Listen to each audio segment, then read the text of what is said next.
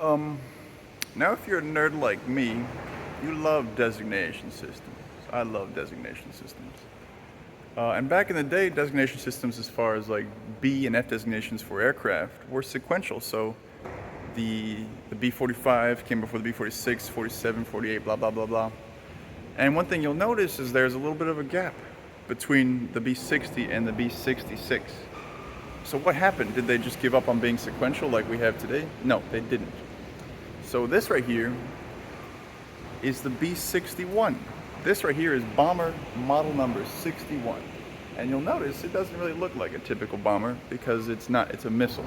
But back in the early 1950s, we hadn't really figured out what to call these new fancy weapons. Back in World War I, or rather World War II, they were known as, the Germans called them automatic long-range weapons. We called them assault drones.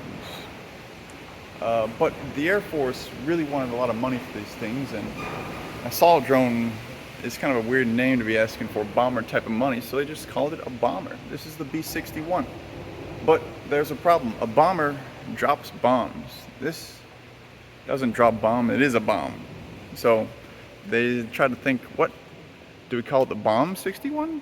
But it's not a bomb because it thinks, it hears commands and decides where to go. It has a computer on board.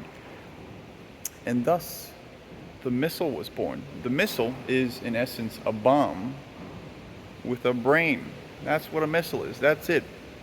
And a method of propulsion as well, because these days we have JDAMs, GPS-guided bombs, but they're not missiles, they're guided bombs because they have no method of propulsing themselves. Anyways, quick tips by Tim. Hope you enjoyed it. Thank you. Bye-bye.